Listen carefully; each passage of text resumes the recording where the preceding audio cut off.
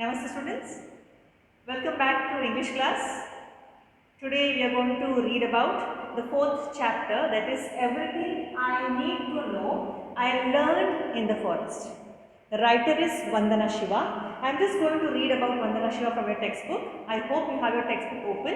Go to page number 28. Vandana Shiva. She was born on 5th November 1952 at Dehradun. She wrote this article, of course this chapter what you have in your textbook, she wrote that as an article for Yes Magazine. She is the contributing editor of Yes Magazine and she wrote this article which was issued under the title, What Would Nature Do? It's the winter 2012 article of Yes Magazine. She is an internationally renowned activist for biodiversity and against corporate globalization. Of course, about this term, you are going to learn about this term in detail while reading this chapter, while learning this chapter. The books which she wrote more than 40 books based on biodiversity, based on the importance of nature. If you see the titles over here, the book's title over here, you will come to know what she had really contributed to the nature, to the world about nature. Okay, the first book, the first name is mentioned in the book is Stolen Harvest: The Hijacking of the Global Food Supply. Earth, Democracy, Justice, Sustainability and Peace. Soil, not oil, and Staying Alive. There are many books. These are just few examples over here. The last section, if you see the last section of this chapter, the last session of this essay was adapted from Vandana Shiva's Forest and Freedom, which was published in May-June 2011 edition of one of the other magazine. She has also, like, not only she is the contributing editor of Yes Magazine, but she writes almost articles for many magazines, for many columns in newspaper. Why? Because her main intention is to preserve the nature. Her main intention is to spread the importance, or you can say to spread among the people the importance of nature, the importance of let the people understand that earth also is a living thing. Okay, so we'll start with the first paragraph. I'll go slowly, try to understand. Have a pencil in your hand, mark the words, write the meaning. Few of the meanings you have to search in the dictionary. If suppose I am not going to explain you all the words meaning, few meanings you have to see in the dictionary. So let's start. My ecological journey started in the forests of Himalaya. Now what is the meaning of ecology? You have learned in science what is ecology. Ecology is nothing else but it's a branch of biology which studies about the relation of living beings with the nature. You have heard about ecosystem. So this, what is she saying? My ecological journey started in the forest of Himalayas. Now why she went to forest? Of course, she was born at Dehradun. And if you see, the Himalayan ranges are completely covered with forest. But why she has to spend her life in forest, we'll come to know. My father was a forest conservator. Her father being a forest conservator, he has to live inside the forest only. He cannot live far away from the forest. And it's quite obvious, the family also stays along with him. So, my father was a forest conservator and my mother became a farmer. Now, what was her mother before, we don't know. But what she says, my mother became a farmer after fleeing the tragic partition of India and Pakistan. In 1947, during the independence, you know what happened. In partition of India took place, Pakistan was separated from India. Maybe you have seen many, painful events, painful incidents happen over there. So maybe just to escape that, maybe she doesn't want to go to Pakistan, she wants to be in India only. We don't know what is that. But what she says, fleeing that particular partition, she stayed here, she was along with her father and mother started farming. The traditional occupation of India, what is that? Agriculture, farming. Okay. So, mother started farming. It is from the Himalayan forest and ecosystem that I learned most of what I know about ecology. You people have learned about ecology in textbooks. Why? Because we stay in cities. We stay in an area where we have seen only farms. We have not seen forest. Now, few of you may say, no ma'am, we stay at the edge of the forest.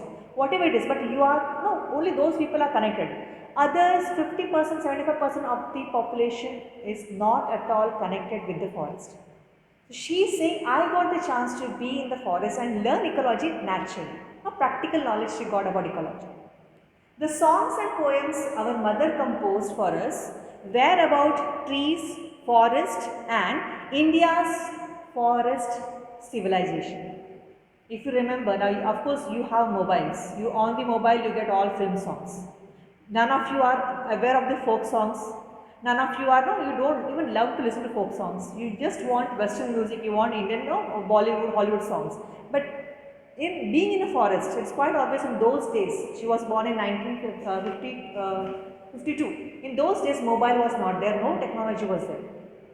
What was the source of entertainment? A mother when she sings a lullaby to a child. When a lullaby to make the child sleep, right? So when mother sings song to make the child sleep, of course those songs are composed by her mother only. In those days, films were not watched more by the people. Songs were not famous like how we have. Today, if you ask any mother to sing a lullaby, she will sing some film song she will sing. But no, in those days, mothers were composing or they were reciting the songs, singing the songs taught by their mothers. So what she is telling, my mother, when I was small, my mother composed songs on trees, forest and India's forest civilization. So through songs, through the being in the nature, she has learned lots of things about ecology.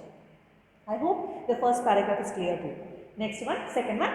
My involvement in the contemporary ecology movement began with CHIPCO. Now what is CHIPCO? A non-violent response to the large-scale deforestation that was taking place in the Himalayan region. My involvement. Just she has this thing, like she also started taking part in that. She got involved in that. What process? This process. What is that process? In the contemporary ecology movement. What do you think of contemporary? You have heard about contemporary dance, right? What is contemporary? Contemporary is the event happening at that particular moment. During her childhood, what was happening around was ecology movement. What was the ecology movement? Started there. If you, I mentioned over here, 1970. It happened, I'll explain it. CHIPCO movement. What is it of CHIPCO? CHIPCO is a Hindi word. CHIPCO means what? To go and stick yourself. CHIPCO movement, it started to, it was a non-violent movement. Of course, if you see immediately after independence, of course now we don't follow Gandhian principles. People of those ages, before the independence and after the independence, they all follow non-violent way of life, Gandhian way of life. Because Gandhi has said, if someone comes and beats you, slaps you, you give your other part of the face so that he can slap you. You should not slap him back. That is what this is. It is non-violent way. So CHIPCO is a non-violent way, a response to a large-scale deforestation. Now you all know what is the meaning of deforestation. Deforestation nothing is but cutting down of trees. Imagine Himalayas, where we say is the heaven on earth. Even now if you see today we have preserved Himalayas, we have preserved certain forests and that we can call as heaven on earth. There deforestation was taking place. And to stop that, one incident took place. That moment, that incident inspired CHIPCO movement. Okay, what happened? Let's see. In the 1970s, peasant women are nothing else but farmers. Okay, the local farmers from my region in the Garhwal Himalaya had come out in defense of the forest. What is that? Nowadays we see celebrities coming out in defense. Why? Because they want TRP, what do you say? They want focus, they want people's attention. But in those days, of course, these are common people, common farmers, because they know the value of forest. They had come out to stop this deforestation. Logging had led to landslides. Recent example, last year's example, you have seen Kerala. Landslides you have seen in WhatsApp. What happens? Logging had led to landslides. Logging means nothing else but cutting down of trees. And floods. You all have already learned in science what leads to what. If you cut down trees, it leads to so many problems. So, landslides, floods and scarcity of water. If you remember last year, floods were there but not even a single drop of water, pure water, sweet water to drink or to utilize. Okay? Fodder and food. Fodder is nothing else but food for the cattle. Cattle is what actually? Your cows, buffaloes, sheep, goats, or cattle. Okay, fodder is nothing but food for cattle, and fuel. Fuel is nothing else but the firewood required for the hearths. Hearths are nothing else. We say chula, or we say in Tulu we say dikira. I don't know what you say in Kannada, but the stove, you can say naturally built stove, that requires firewood, and that firewood we get from the forest. And if there are no trees, how will we get firewood? So that is what this paragraph is saying. Logging had led to landslides and floods and scarcity of water, fodder and fuel. Since women provide these basic needs, even at home now if you see, now of course everything is available. If you open the tap, you get water. Now, in olden days, lady of the house, she had to walk to a distance to a nearby well, to a nearby river, to a nearby lake to get the water. So women, they knew the basic needs, they knew their hardships, what they have to go through. Since women provide these basic needs, the scarcity meant longer walks for collecting water and firewood and a heavier burden. The man of the house, he goes out to work, he earns money and he comes back. At home he is at peace. But all the other basic needs in the house is provided by the homemaker, that is your mother. Right? And mother knows the problem. If one day if you don't get water in your tap, what happens? You have seen the struggle. So here the ladies, if you just search, that is the Gaura Devi, Sumati Devi, all these ladies, they came out and they started this Chipko movement. Actually Chipko movement was, it got wider later on, but initial stages was this one at Garhwal region. Okay? Women knew that the real value of forest was not the timber from a dead tree. Timber means wood. They knew forest is not only just the resource of timber, but what? But the springs and streams. Food for their cattle, that is fodder, and fuel for their herds. Food, shelter, clothing. You can see basic needs. From where do we get? Even if you are staying in a very posh area, even if you are staying in a very sophisticated city, you require these basic needs, and these basic needs we get it from forest. So they knew it, they understood the importance of forest. It is not just providing timber, but it provides springs and streams. Springs and streams provides water, food for their cattle. Of course, the dry grass or the wild plants grown in the forest is fodder for their cattle and fuel for the herds. Of course, the ladies were not cutting down live trees. They were cutting down dry trees. So those dry trees provided wood, that is firewood for their herds. The women declared that they would hug the trees and the loggers would have to kill them before killing the trees. You all have learned about it, you have heard about it. Chipko is nothing else but going and attaching yourself to the trunk of the tree, hugging the trees and challenging the loggers. But okay, if you want to cut the tree, first come and cut us. Or first come and kill us, then you kill the trees. Okay, a folk song, what do you say? Janapada Geete. Okay? A folk song of that period said, these beautiful oaks and rhododendrons, they give us cool water. Don't cut these trees. We have to keep them alive. It's a folk song. Of course, it's translated into English. It is not having that effect. What effect it might have been that time when they were singing this folk song? What is it saying? It is saying that these beautiful oaks, oak tree, and rhododendrons. Rhododendrons are nothing else but bushes, shrubs which gives flowers, okay? So they are beautiful things. They give us cool water. All these things are connected. Now how it is giving cool water, you all know it. I did not take science class over here. Okay? Don't cut these trees. We have to keep them alive. In order to be alive, we have to stop you from cutting down this tree. Live and let live. So, we will continue. In 1973, I had gone to visit my favorite forest and swim in my favorite stream before leaving for Canada to do my PhD. Of course, she has done PhD in physics, and initially she was in Nainital. She was doing her schooling in Nainital, and later on for her further studies, she went to Canada. So before going to Canada, of course, it's quite natural, she wanted to spend her few hours with the surrounding where she has spent her childhood. So she went, in which year? See the difference. 1970 they had already started. That time the ladies they have stopped the logging of trees, but still it continued. In 1973, what she saw, but the forests were gone. Where it went? They had trees have legs. They walk everywhere. No, forests were gone in a sense. Loggers had come over there. They have chopped down the trees. They have cut the trees, and the stream was reduced to a trickle. A stream, you know what is meaning of stream, and trickle is what? Just a small, very thin narrow of water flowing over there. Where she used to enjoy in the stream. Now you all have, in the lockdown of course you cannot go outside, but during vacations you have enjoyed. You went to a nearby lake, you went to a river, you have enjoyed in the river, no? Swimming in the river, playing lots of games, water games, all these things. Imagine when you go after many years, that particular broad river has turned into just a small narrow trickle. How will you feel? Same thing she felt that day. It was 1973 before going to Canada. Okay, next. I decided to become a volunteer for the Chipko movement, and that day when she saw my part of my childhood, my things are not visible over here. Maybe after a few years I will not be able to see anything over it, will become extinct. So she decided I will take part into this Chipko movement, because by that time Chipko movement was spreading along. So she decided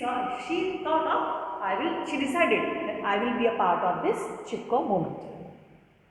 And I spent every vacation doing padayatras. Suppose your vacations you spend by going to malls, watching movies, chatting with your friends, but she has sacrificed, we can say, for the sake of nature. She has sacrificed, she has done a very good job of what? Spending her vacation by doing padayatras. Padayatras is what? Walking. Walking, of course in those days vehicles were not there. Cycling also she would have done, but when you go walking, you have seen Satyagraha, salt Satyagraha, you have heard about salt Satyagraha, not seen, you have read about salt Satyagraha in history. Gandhi started from one particular ashram till Dandi March. He went on walking, and how people went on joining him. Same, even she started Padayatras so that she could spread the importance of forest to the people, among the people. Documenting the deforestation and the work of the forest activists and spreading the message of Chipko. Of course, what will happen if the forests are chopped down? What will happen if you save forest? All these things she went on going door to door. She went mouth to mouth. She was telling the people and spreading the importance of forest. Later on, one of the dramatic Chipko actions took place in the Himalayan valley of Advani in 1977. 1977, see the flow of years. 1970, just the initial starting of Chipko movement. 1973, before going to Canada, she took a go that she decided that she will help in this, she will take part in Chipko movement. By 1977, one more incident happened. From there, from 70 till 77, and even today also, deforestation is going on. So in 1977, what happened? One of the dramatic Chipko action took place in the Himalayan valley of Advani in 1977, when a village woman named Bachni Devi led resistance against her own husband, who had obtained a contract to cut trees. Husband was a contractor, he got contract of cutting down the trees. Cutting the trees and providing the logs or the wood to a particular company. So when she got to know that her own husband is a contract of cutting down the trees, she resisted. What is resisted? She went against it. Okay? When officials arrived at the forest, the women held up lighted lanterns, although it was broad daylight. Now what is people there resist in different ways. You have seen people trying black bands on the forehead to show their resistance. Some of them they tie, if they don't want to speak out, they want to show their, you can say, silence. They tie a band on the face. There are different ways. So here, all the ladies over there, Bachni Devi, of course, she was the leader.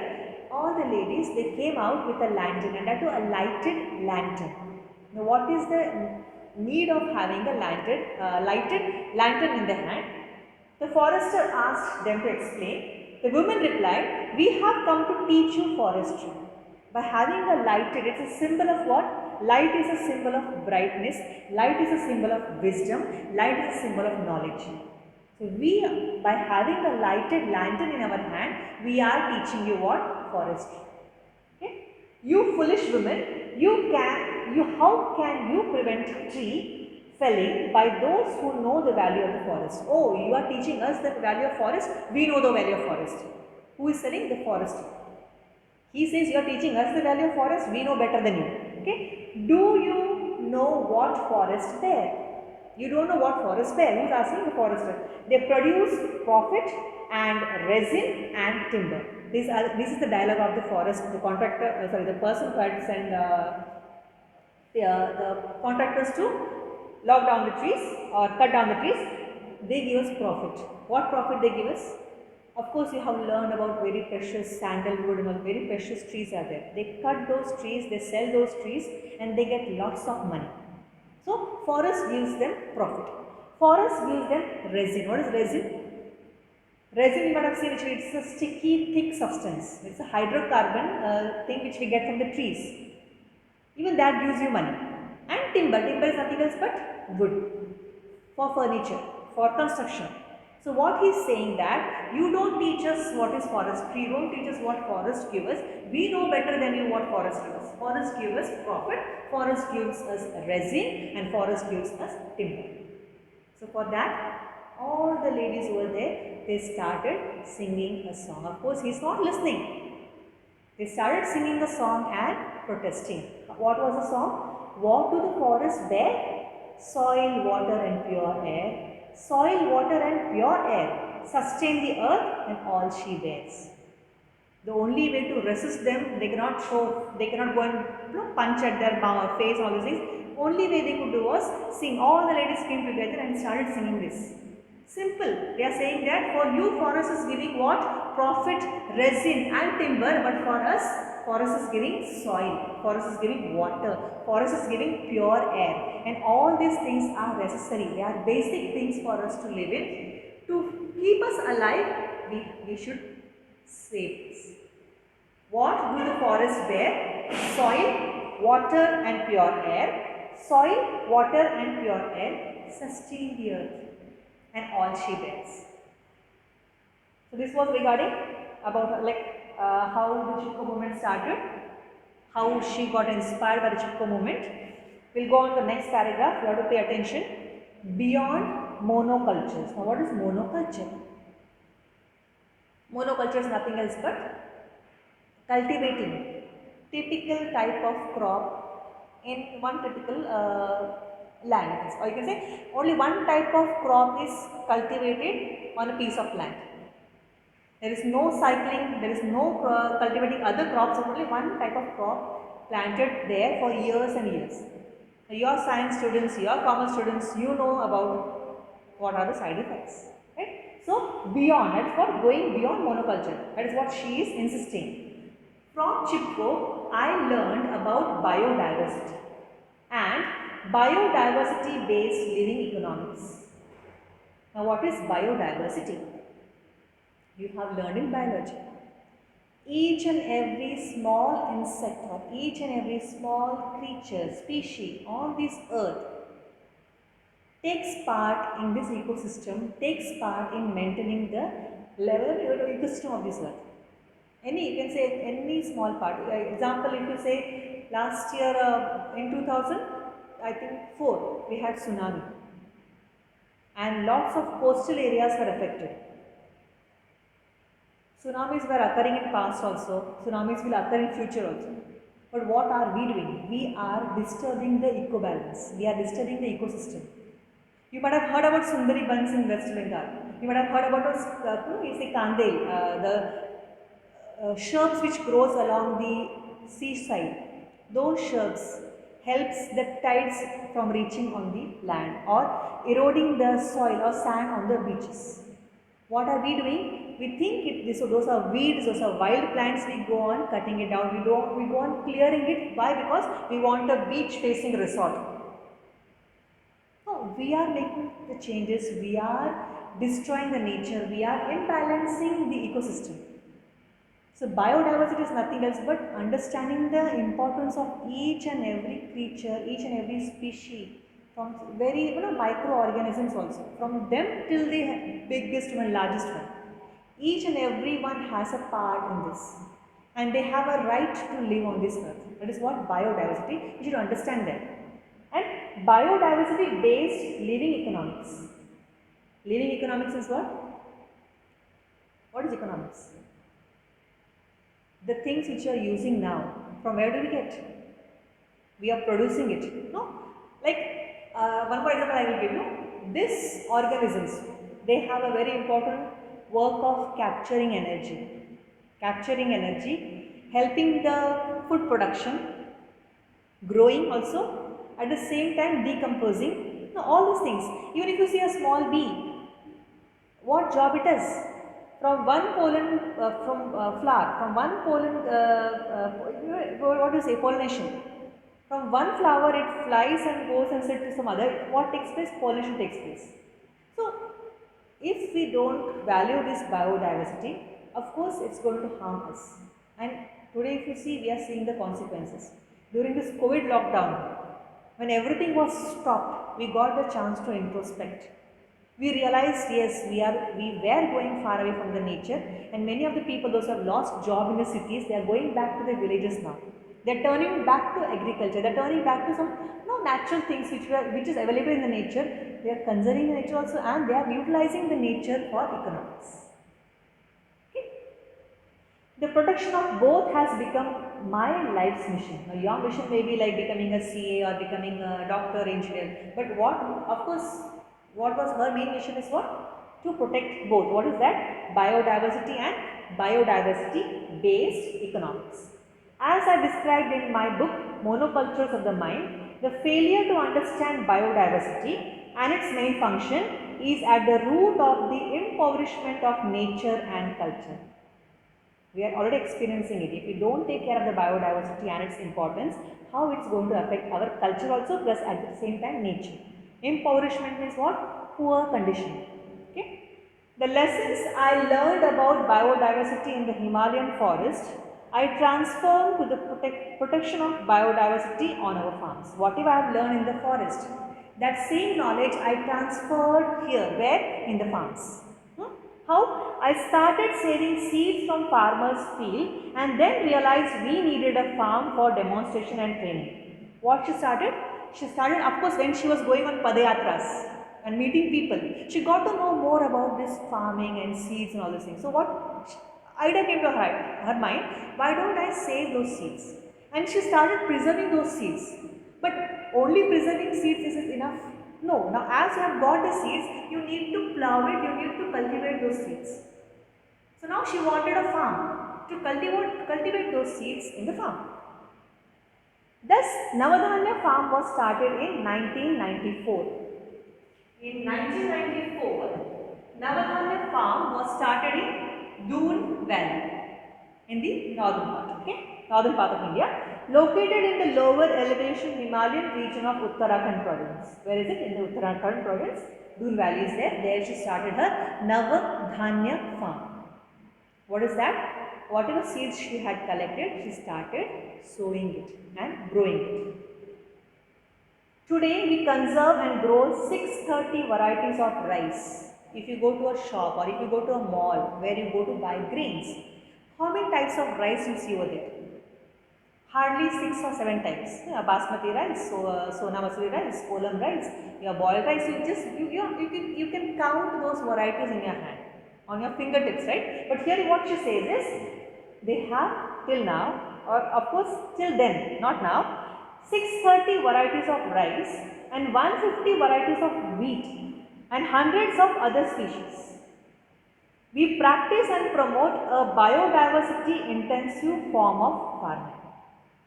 Biodiversity intensive form of farming is nothing else but on a very large piece of land, what they do is they do farming. And that farming is not just growing one type of crop, but having a cycle of crops. We have heard about Kharif crop, we have heard about Rabi crops. Okay. Even here if you see in your nearby areas, if in your nearby farm if you see farmer is growing rice, as soon as the harvest is over, what he does? he plants something like something else. He either plants cereals or he plants vegetables. By doing that, what happens? The fertility of the soil is retained. So what is that? After she's saying that we started that biodiversity intensive form of farming. Due to that, what happens? You grow more, you get more. Okay? That produces more food and nutrition, which produces more food and nutrition per acre. The conservation of biodiversity is therefore also the answer to the food and nutrition crisis. Today we are facing food and nutrition crisis. India, though it is a land where agriculture is the traditional occupation, it's a shame on us that we are importing food grains from outside. So we have food crisis and we have nutrition crisis also. Now how do you have nutrition crisis? If the soil is not having fertility, we use chemical fertilizers. And as you use more and more of chemical, still what happens? That fertility still goes down and down and you have more and more of chemicals inside you. So nutrition is what you require to your body, you are not getting it. So we are facing with food and nutrition crisis, and because of this biodiversity intensive farming, that problem will be solved. That is what she is encouraging people. You start that. Start biodiversity farming. Don't do monoculture farming. Navadhanya, the movement for biodiversity conservation and organic farming that I started in 1987 is spreading. If you see, in 1987 she has started Navadhanya movement, and 1994 Navadhanya farm was started. So Navadhanya movement was started in 1997. What is the main intention is for biodiversity conservation and organic farming. Nowadays people are very crazy about organic food. What is organic food? Using natural fertilizers, using natural pesticides, all these things, the crop is grown and taken care. And that which was available to your forefathers at a very, they were growing and having it. That same organic food you are buying, you are paying double for that you are buying from the shops. So we need to go back to our past culture. We need to go back to our traditional way of farming. Okay? So far, we have worked with farmers to set up more than 100 community seed banks across India. So till now, what she's saying that we have 100 community seed banks. Now you have heard about ICICI Bank, or you can say Syndicate Bank, Canara Bank, which uses finance, which gives money transaction takes place. But in this community seed bank, they provide seeds at a very cheap rate to the farmers, variety of seeds to the farmers, so that they can take those seeds and they can sow those seeds, they can grow and they can go back to their traditional way of farming of biodiversity. Okay? We have saved more than 3,000 rice varieties.